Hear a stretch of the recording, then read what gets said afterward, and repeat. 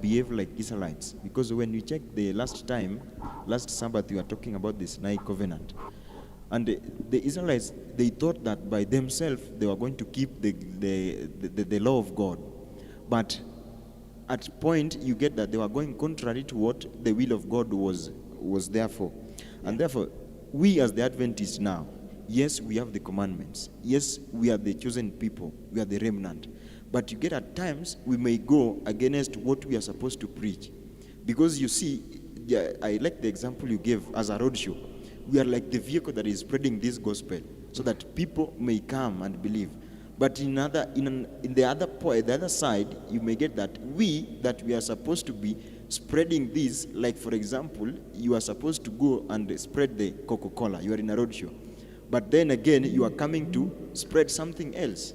So we as the Adventists, we have to ask ourselves, yes, we are a chosen people, but do we carry the message every time? And are we portraying the correct message that we have been given? Okay, Yes. Thank you. Maybe let's go to the next part. Thank you. The next part, it's about ties that bind. Ties that bind. I'd like us to first read the book of Deuteronomy, chapter 4, verse 13.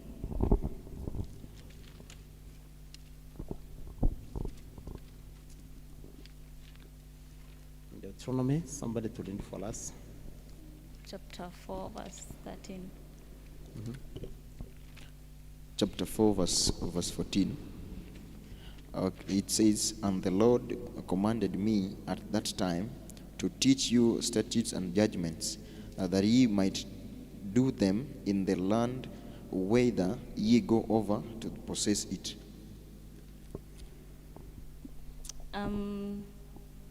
Here we see the covenant or the law having several names, and we have it being called again statutes and testimonies, that is in Psalms 25:10, and also judgments. These judgments were to maintain this special relationship that was between God and the Israelites. We see here the covenant of God and with his people, the Israelites contained various requirements that will be crucial for maintaining their relationship. And it's not different from today's lifestyle. It's not different. We see we've been given here an example of marriage. In marriage, we see, what if we had no boundaries? What if we had no laws or principles that could guide the marriage? What if the husband decides to take a girlfriend, or the friend decides to help himself to the other's wallet, or maybe in a business, maybe one partner decides to just invite another person to venture into their business. We see here that this relationship will not last for long. It will just be for a short time, then it's done or it's over. So the laws or the statutes or the testimonies or the judgments are to guide us, are to maintain these special relationships, or to maintain the how we relate to each other. Even with ourselves, what if one day you just decide, I'm gonna have freedom and I'm not going to abide by my principles, I'm going to just free myself from all the acts that I've been holding myself from doing? You'll not last long, or your integrity or your value will be like a downward spiral.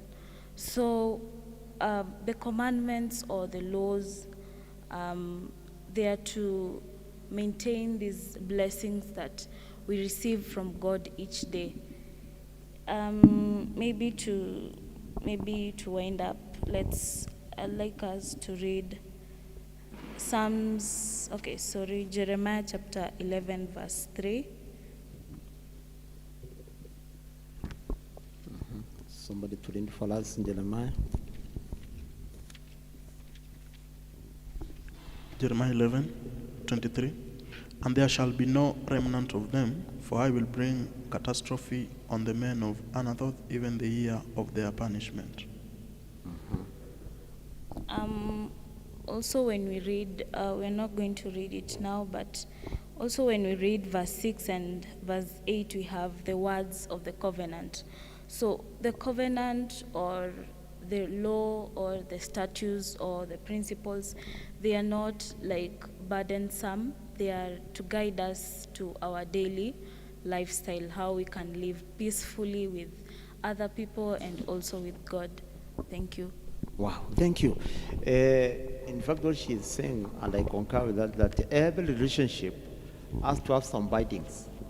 And in most cases, we have seen that they need to be in terms of rules and regulations. Even here in Baraton, we have some rules and regulations that even some people are very, sometimes at some point they are uncomfortable with them, but for any relationship to to exist, there must be some binding rules. And for God with his people, these are the commandments. This is the covenant of commandments. Anyway, let's go to the next part where we are going to see about this law to exist within this covenant. Maybe Brother Wycliffe. Okay, maybe before he comes in. Yeah, let me say something about ties that bind. Yeah. Yeah, the Bible through various verses tries to explain in details. When we check Psalm 78 verse 10, talk about statutes. Psalms 15:16, we have testimonies, and then we have commandments and words like the word of the Lord. The covenant of God with his people Israel contained various requirements to maintain the special relationship. And the same is to us now, the Christian, the present believers. There are requirements so that we maintain our special relationship with God. Thank you. Okay. Okay, we thank God so far. Let's get to law within the covenant. That is law within the covenant. Then we are going to see, we are being told that now in this, for example, let me start by giving this example. When we think about law in our personal life, what do you think? Maybe some of us may think like the breaking the law, that is the law of Kenya, and there must be a consequence, of course. Yeah. And now, when we come to the law within the covenant, now the covenant between God and his people, between God and us, we have the law. And this law we are talking about today is the Ten Commandments. Now, what is the Ten Commandments? The essence of Ten Commandments in the law, in the covenant that God gave to us. We get that the part played by the law within the living eternal reality of the covenant relationship showed that Israel could not follow the ways of other nations. It was like the law could portray how or the kind of life that the Israelites can live or would live. It is the same way as to us. The law of God portrays how we should carry ourselves, how we should live according to the will of God. As the chosen people, we have the law. For you to abide by the covenant, for you to still maintain the covenant that you had with your God, there must be some things that you have to maintain. Like the conditions must be there. So for us to have that, be within the covenant that God gave to us, he therefore provided law for us. And he said, for you to keep my covenant, then you have to do this and this. And now that is what is portrayed within the Ten Commandments. And then it said that they could not live by the natural law or even the human needs or desires, even anything. But they could continue in God's holy nation. But they could continue as God's holy nation when they dwell in the covenant, in the law. Now, the law, that is the Ten Commandments, has a significance in the covenant. For you to abide by the covenant, for us to live as the covenant, as the people of God, as the chosen people, then we have to keep the covenant, the laws of God. Because he says that if you love me, then do what? Keep my commandments. Now, for us to keep the commandments of God, that was the essence of the law being in the covenant. Because for you to abide by the covenant or to be maintaining the covenant, you must be given, there must be things you have to do. For example, if I tell you that you are my friend, and then I want our relationship to last longer, there must be things we have to agree. Now, these and these we are supposed to do, and this we are not supposed to do as friends. Therefore, that is what God brought here. Now, He brought the law within the covenant because He wanted to give people directions. When you want to live this way, then you have to do this and this. When you have to keep the covenant, then you should not kill. Then you should obey the Sabbath. That is now to maintain the law.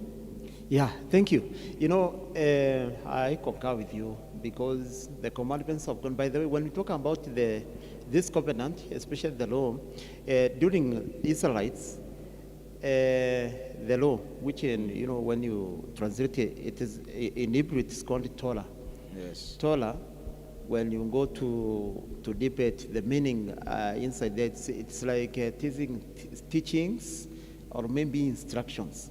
So God was interested for Israel to be instructed along the way from where they were through the desert to land of Canaan, and of course the entire life, whereby this covenant will touch every part of their life.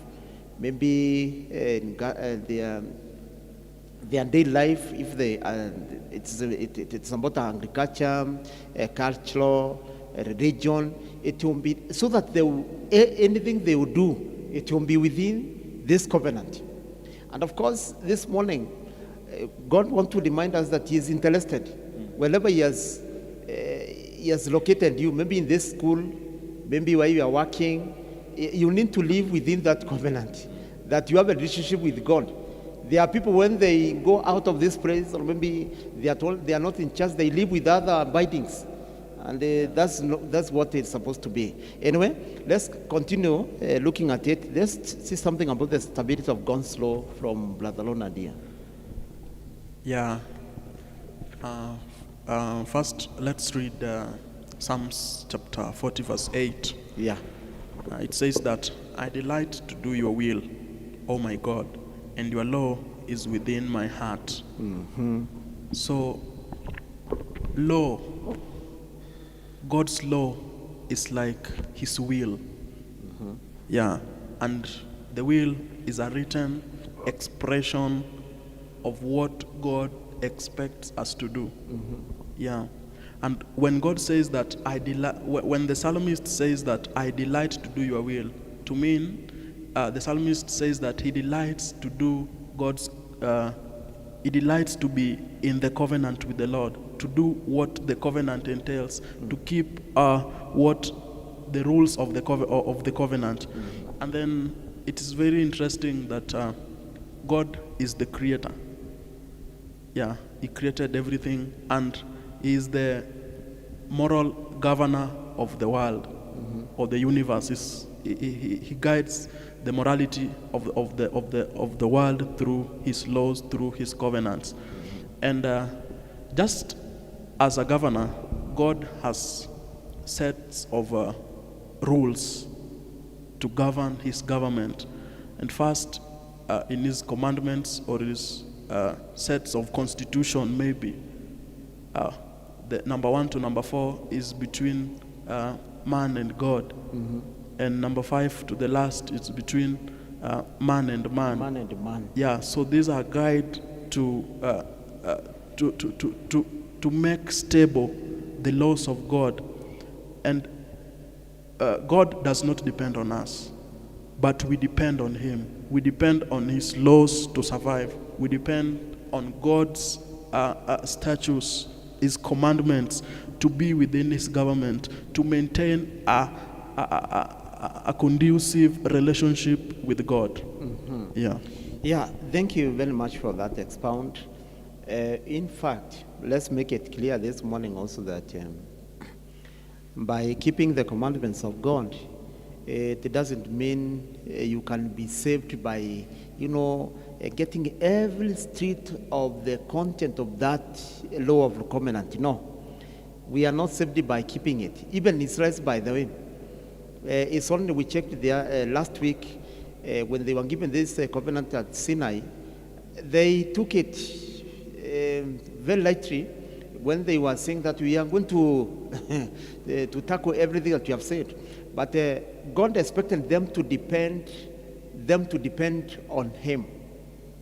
In fact, even today, by keeping the commandments, not that you won't be saved, is as a result that you have already been saved. Because when you check the Israelites, it started by God saving them, isn't it? Yeah, in delivering them from Egypt. Then after deliverance, with all that kind of miracles, then now in between the desert, that's where it's giving them now the covenant. So even we brethren, we keep the commandments just as a now show that we have been already saved. It is a sign of showing a true relationship with this God we worship, with this supernatural. Anyway, before we wind up, there will be some comments and maybe responses from the audience, but I would like just to pose this question to the congregation so that I see it is in the last part of our discussion that God is also saying, now, if you obey, in a number of verses, chapters in the Bible, if you obey, I will bless, I will bless, I will bless. And maybe we can read this one to see how it is God about it. Exodus 19:5. So maybe if somebody from the congregation prepare to respond on this as we wind up our lesson today. And maybe if you have a question there, also prepare. Exodus 19:5. 19:5. The Bible says, Now therefore, if ye will obey my voice indeed and keep my covenant, then ye shall be a peculiar treasure unto me above all people, for all the earth is mine. Okay, now that's where my question comes from. Do we obey God in order to get blessings? That's the question. I don't know if it's understood. Do we obey so as a result of obedience we get blessings from God? Have I understood from the congregation? Maybe somebody to attempt from the congregation. We'll give you the mic to respond. Yeah? Allah.